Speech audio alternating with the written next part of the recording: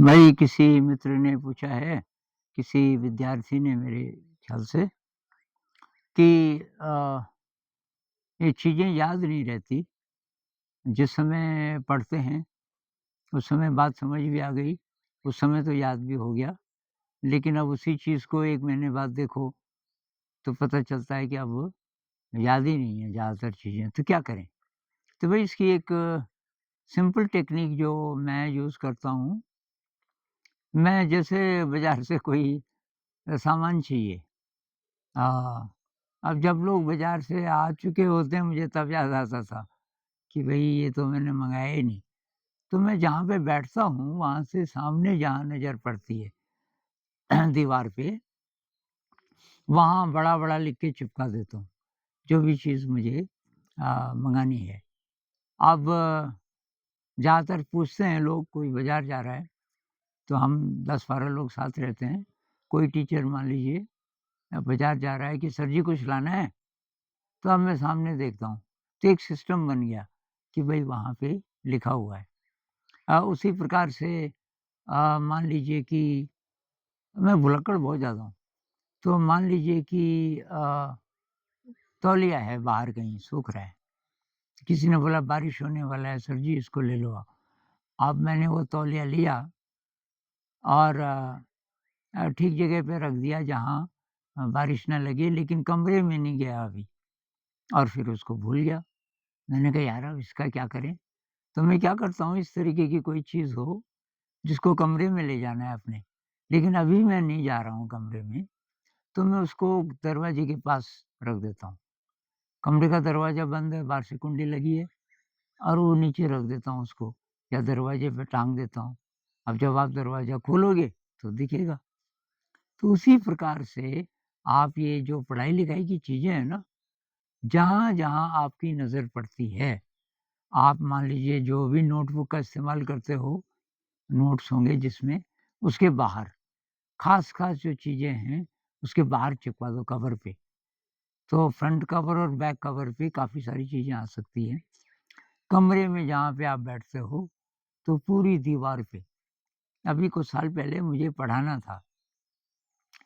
ये एक बच्ची हमारे साथ रहती है बच्ची, अब तो बड़ी हो गई, 24-25 साल की शायद। तो उसको अ, फ़िज़िक्स, केमिस्ट्री, मैथ मेरे लिए सारे विषय नए थे। तो मैं क्या करता था, सब दीवार पे चिपका देता था। ट्रिग्नोमेट्री तो वो भी मैं भूल गया था, कभी पढ़ी तो थी। तो उसके सारे कि साइन 30 कितना होता है, कॉस 30 वगैरह-वगैरह वो सब। और ये फ़िज़िक्स के प्रॉब्लम्स कि भई वो नदी पार कर रहा है, कोई नदी की स्पीड है 5 किलोमीटर प्रति घंटा और वो जिस नाव में जा रहा है, उसकी है 4 किलोमीटर प्रति घंटा। यहाँ से सीधा जाना चाहता है नदी क्रॉस करके, जाएगा ज़रा टेढ़ा तो कहाँ पहुँचेगा? तो उसमें जो भी लगता है साइन थीटा, कॉस थीटा ये सब चित्र बना के तो ये आप कर सकते हो। जहाँ पे भी बैठते हो, अब बहुत लोग बोलते हैं पेरेंट्स भी बोल सकते हैं दीवारें खराब मत करना। अरे भई ये दीवारों का सदुपयोग कर रहे हैं क्या? खाली दीवार से बाद में फिर पेंट कर लेना अगर खराब हो रही है तो। तो एक ये है, जहाँ-जहाँ आपकी नज़र पड़ती है, वहाँ-वहाँ ये चीज़ें चिपका दो, हर जगह।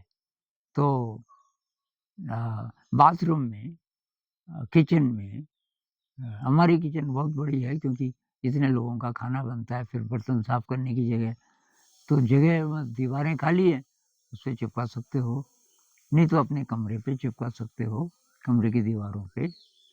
तो एक ये, दूसरी बात कि रिपीट करते जाओ मन ही मन में। आप कहीं जा रहे हो, जहाँ से बाज़ार जा रहे हो, उन चीज़ों को रिपीट करो जो आप आजकल याद कर रहे हो। भाई कुछ न कुछ विचार तो चलेंगे ही मन में, मन खाली तो रहेगा नहीं। तो उसकी बजाय उसको रिप्लेस कर सकते हो आप, ये पढ़ाई-लिखाई वाली चीज़ों से।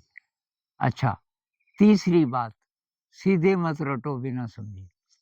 अंडरस्टैंडिंग बहुत ज़रूरी है। उसके बिना अ, आप वो वैसे रट-रट के कोई फ़ायदा नहीं।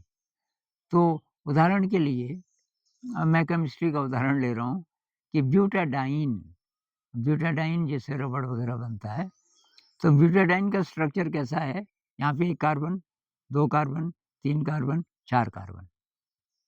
ऐसा, और 2 डबल बॉन्ड हैं, 1 डबल बॉन्ड यहाँ, एक तो ये 2 डबल बॉन्ड हैं, इसलिए डाइन है इसका नाम। ईन इसलिए है कि डबल बॉन्ड वाले को ईन बोलते हैं, अल्कीन है ये।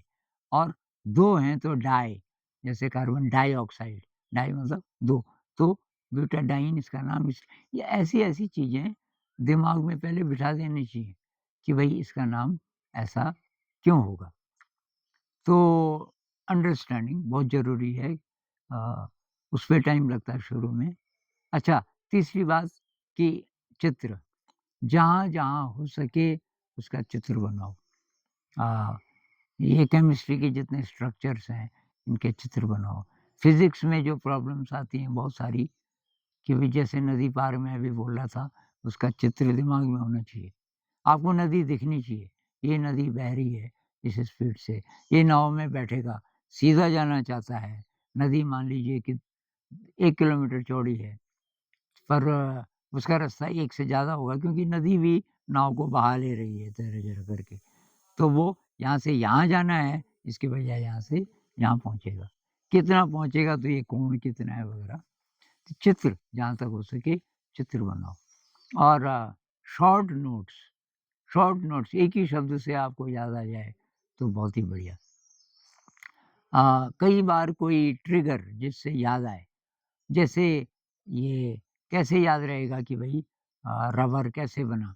एक ब्यूटाडाइन है, एक चीज़ और है उसमें।